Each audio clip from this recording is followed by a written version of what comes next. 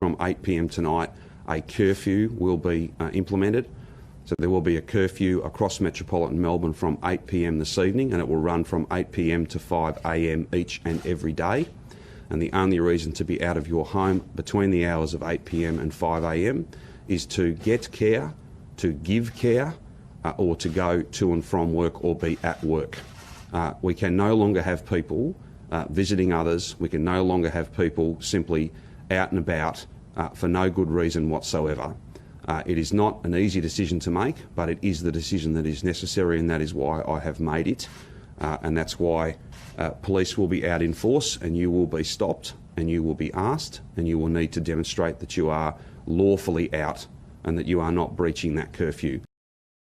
I can confirm that the ADF, together with important authorised officers from the Department of Health and Human Services, have conducted more than 3,000 door knocks of people who should be isolating at home.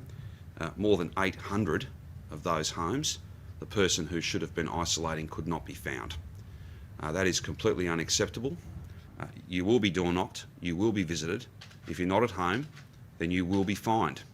And the fine, $1,652, but beyond that, the opportunity for police to on the spot fine you up to $5,000, and for particularly selfish behaviour, the opportunity to take you to court, where the maximum penalty is in fact $20,000.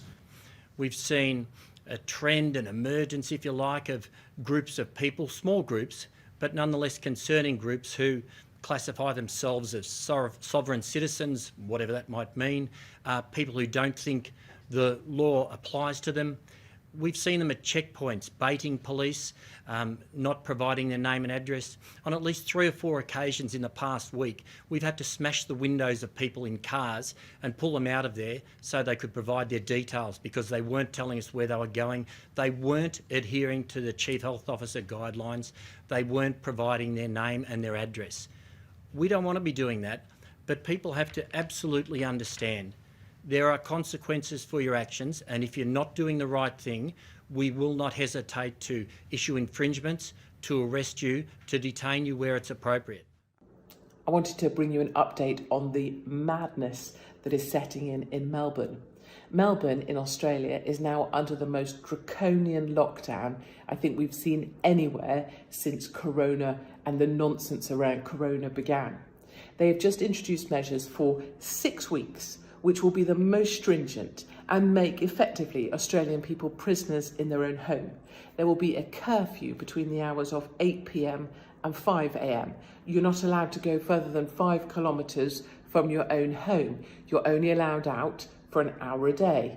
You are not allowed to go to the supermarket in twos. You are not allowed to go to work. All schools are going to be shut.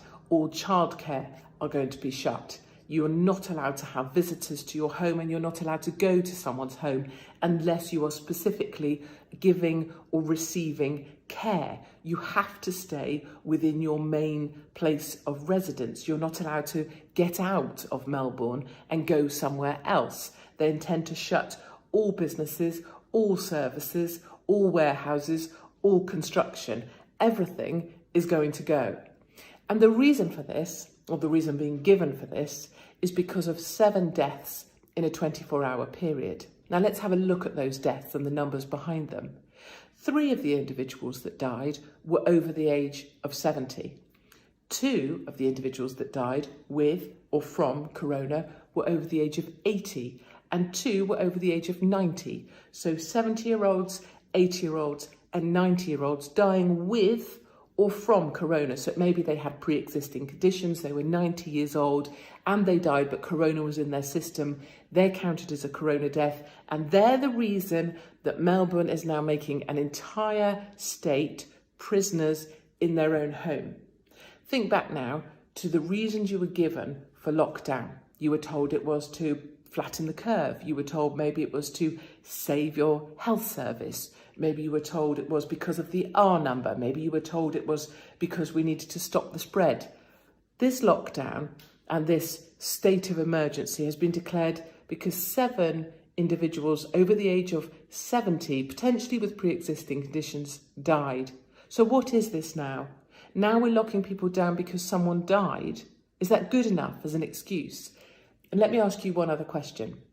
When you went to a polling booth last and you marked your cross in the box for a politician, did you think you were voting for a personality perhaps, or were you voting for policies? Or were you voting for a government that had complete control over all aspects of your life? Were you voting for a government that could lock you down? Were you voting for a government that could make you a prisoner in your home, destroy your business, take away your ability to pay for your home, your mortgage or your rent? Were you voting for that kind of government because that's what you got? And Melbourne will not be the first. This is a test case for how much control they can have over you and how much freedom they can take away. Remember, they told you it was about flattening the curve. Now it's about stopping 90-year-olds dying from corona. Ask yourself, where does this all end up?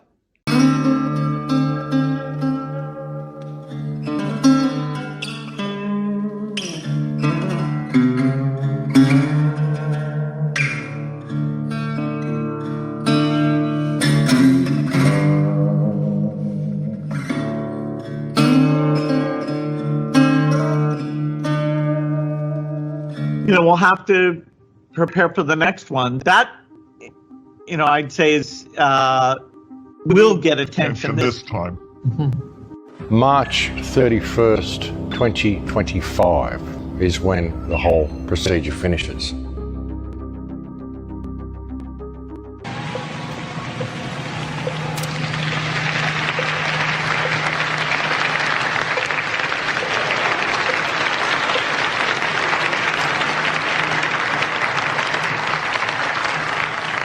Our projections show that by the year 2025, not only America, but the entire planet will be under the protection and the dominion of this power alliance.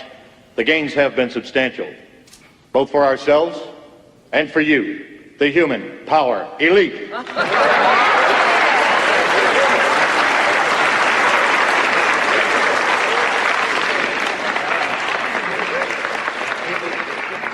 You have given us entree to the resources we need in our ongoing quest for multidimensional expansion. And in return, the per capita income of each of you here tonight has grown, and this year alone, by an average 39%.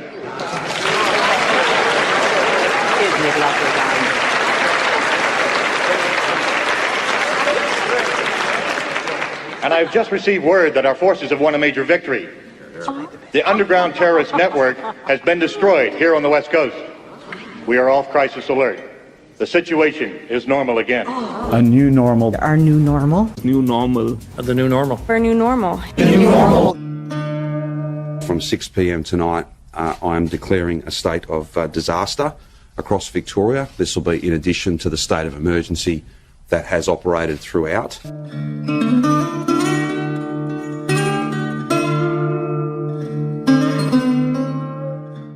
This means that police and others have additional powers.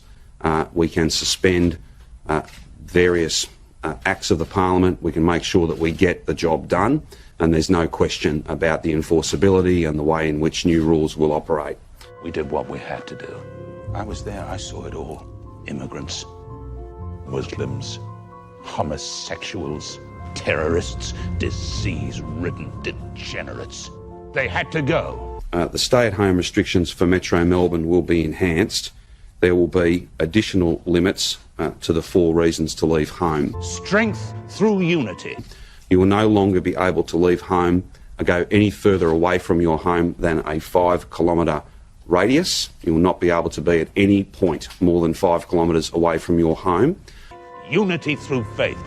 Only one person will be able to go shopping once per day, and they will need to secure the goods and services that are what you need within a 5-kilometre radius. Recreational activity is now no longer allowed. You will be allowed to have 1 hour of exercise no further than 5 kilometres from your home, and there will no longer be able to be any groups bigger than 2, regardless of whether they are from your family or someone else. When it comes to shopping, one person goes out once a day and stays close to home within 5 k's. When it comes to exercise, it's no longer 3 sets of tennis or a game of golf or home and only once per day and only one person. Ultimately, all of these changes are about limiting movement. We did what we had to do. All of these changes are about limiting the number of people that we come in contact with. Daily exercise is just that. It's not an opportunity to live our lives as if this pandemic was not real and was not here and was not literally the biggest challenge we've perhaps ever faced.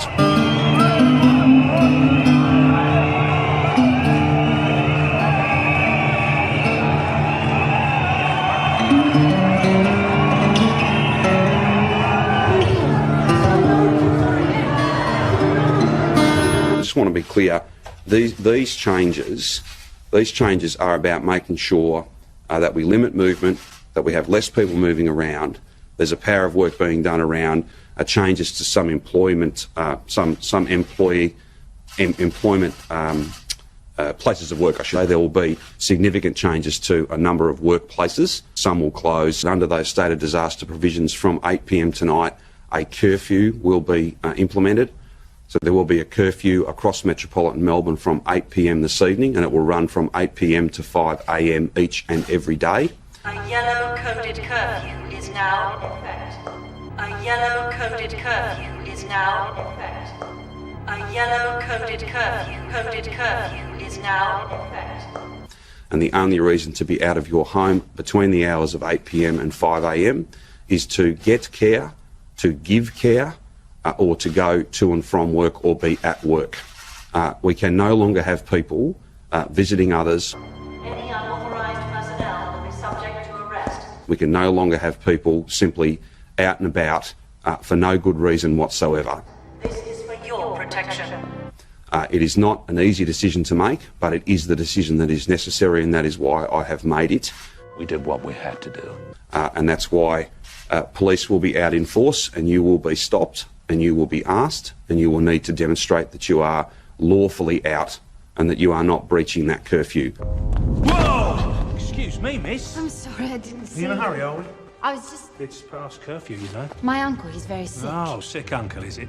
What do you think on that, Willie? It's a load of bollocks, what I think. Going to a mate's place, going and visiting friends, being out and about for no good reason, all that will do is spread this virus. You know what that means, don't you? It means that we exercise our own judicial discretion. And you get to swallow it. I've got your finger, man. Oh, she's getting the picture. No, please. I didn't know. I'm sorry. Not yet, you're not. But you will be.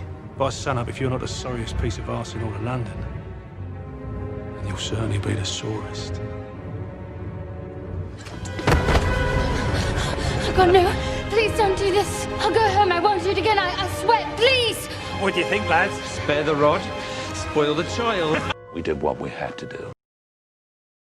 This world is not what you think it is. This world is not what you think it is.